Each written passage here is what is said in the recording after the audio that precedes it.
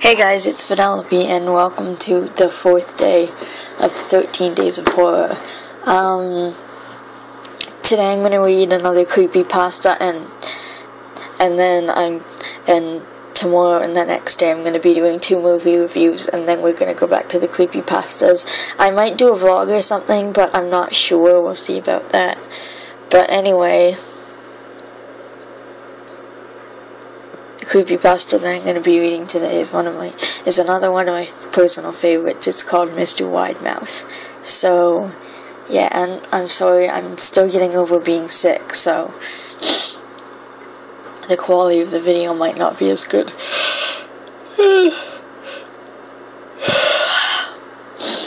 But anyway, yeah, so I'm going to be reading this story now, so let's get going. During my childhood, my family was like a drop of water in a vast river, never remaining in one location for long. We settled in Rhode Island when I was 8, and there we remained until I went to college in Colorado Springs. Most of my memories are rooted in Rhode Island, but there are fragments in the attic of my brain which belong to the various homes that we had lived in when I was much younger. Most of these memories are unclear and pointless, chasing after another boy in the backyard of a house in North Carolina, trying to build a raft to float on the creek behind the apartment we rented in Pennsylvania, and so on. But there is one set of memories which remains as clear as glass, as though they were just made yesterday. I often wonder whether these moments are simply lucid dreams produced by the long sickness I experienced that spring, but in my heart I know they are real. We were living in a house just outside the building metropolis of New Vineyard, Maine, population 643. It was a large structure, especially for a family of 3. There were a number of rooms that I didn't see in the 5 months we resided there. In some ways, it was a waste of space, but it was the only house on the market at the time, at least within an hour's commute to my father's place of work. The day after my 5th birthday, attended by my parents alone, I came down with a fever. The doctor said I had mononucleosis, which meant no rough play and more fever for at least another 3 weeks. It was horrible timing to be bedridden. We were in the process of packing our things to move to Pennsylvania, and most of my things were already packed away in boxes, leaving my room barren. My mother brought me ginger ale and books several times a day, and these served the function of being my primary form of entertainment for the next few weeks. Boredom always loomed just around the corner, waiting to rear its ugly head and compound my misery. I don't exactly recall how I met Mr. Widemouth. I think it was about a week after I was diagnosed with mono. My first memory of the small creature was asking him if he had a name. He told me to call him Mr. Widemouth, because his mouth was large. In fact, everything about him was large in comparison to his body. His head, his eyes, his crooked ears, but his mouth was by far the largest. "You look kind of like a Furby," I said as he flipped through one of my books. Mr. Widemouth stopped and gave me a puzzled look. "Furby? What's a Furby?" he asked. I shrugged. "You know, the toy. The little robot with the big ears. You can pet and feed them almost like a real pet." "Oh," Mr. Widemouth resumed his activity. "You don't need one of those. They look the same as having a real friend." I remember Mr. Widemouth disappearing every time my mother stopped by to check on me. "I lay under your bed," he later explained. "I don't want your parents to see me because I'm afraid they won't let us play anymore." We didn't do much during those first few days. Mr. Widemouth just looked at my books, fascinated by the stories and pictures they contained. The 3rd or 4th morning after I met him, he greeted me with a large smile on his face. "I have a new game we can play," he said. "We have to wait until after your mother comes to check on you, because she can't see us play it. It's a secret game." After my mother delivered more books and soda at the usual time, Mr. Widemouth slipped out from under the bed and tugged my hand. "We have to go to the room at the end of this hallway," he said. I objected at first, as my parents had forbidden me to leave my bed without their permission, but Mr. Widemouth persisted until I gave in. The room in question had no furniture or wallpaper. Its only distinguishing feature was a window opposite the doorway. Mr. Widemouth darted across the room and gave the window a firm push, flinging it open. He then beckoned me to look out at the ground below. We were on the 2nd story of the house, but it was on a hill, and from this angle the drop was farther than 2 stories due to the incline. I like to play pretend up here, Mr. Widemouth explained. I pretend that there is a big, soft trampoline below this window, and I jump. If you pretend hard enough, you bounce back up like a feather. I want you to try. I was a 5-year-old with a fever, so only a hint of skepticism darted through my thoughts as I looked down and considered the possibility. It's a long drop, I said. But that's all part of the fun. It wouldn't be fun if it was only a short drop. If it were that way, you may as well just bounce on a real trampoline. I toyed with the idea, picturing myself falling through thin air only to bounce back to the window on something unseen by human eyes. But the realist in me prevailed. Maybe some other time, I said. I don't know if I have enough imagination. I could get hurt. Mr. Widemouth's face contorted into a snarl, but only for a moment. Anger gave way to disappointment. If you say so, he said. He spent the rest of the day under my bed, quiet as a mouse. The following morning, Mr. Widemouth arrived, holding a small box. I want to teach you how to juggle, he said. Here are some things you can use to practice before I start giving you lessons. I looked in the box. It was full of knives.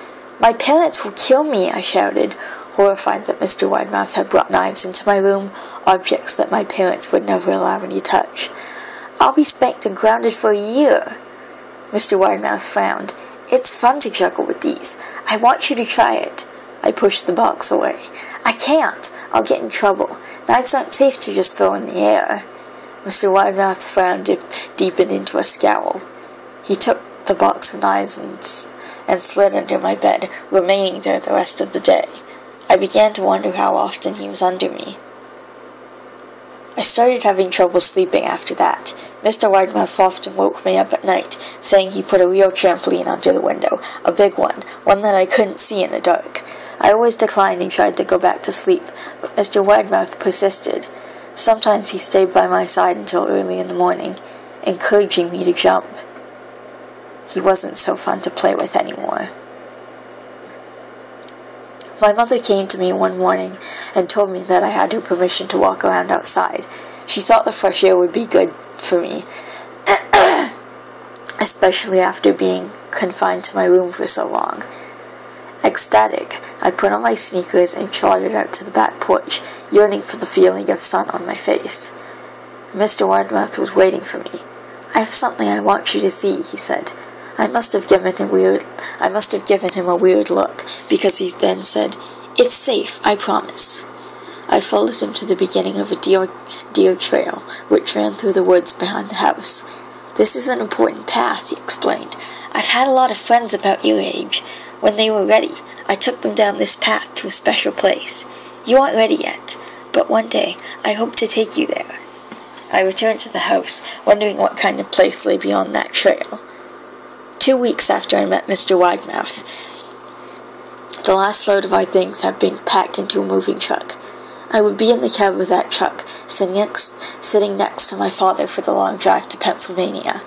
I considered telling Mr. Widemouth that I would be leaving, but even at 5 years old, I was beginning to suspect that perhaps the creature's intentions were not to my benefit, despite what he said otherwise.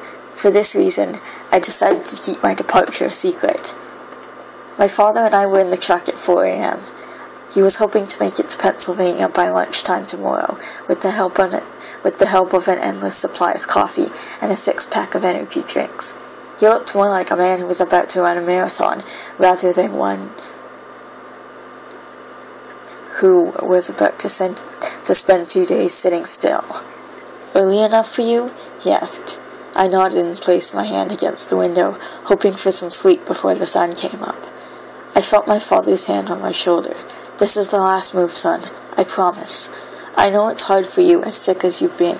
Once Daddy gets promoted, we can settle down and you can make new friends. What the hell happened to the mom? I thought she was bringing him soda and shit. Doesn't she go with it? I'm so confused. Anyway, I opened my eyes as we backed out of the driveway. I saw Mr. Widemouth's silhouette in my bedroom window. He stood motionless until the truck was about to turn onto the main road. He gave a pitiful little wave goodbye, steak knife in hand. I didn't wave back.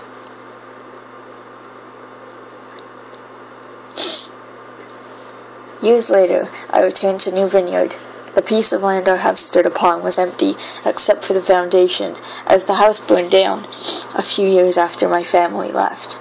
Out of curiosity, I followed the deer trail that Mr. Widemouth had shown me.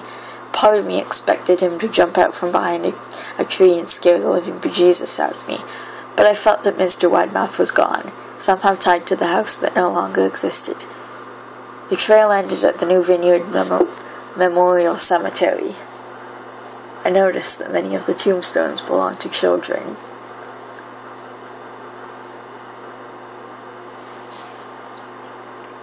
And, yeah. Oh. Yeah.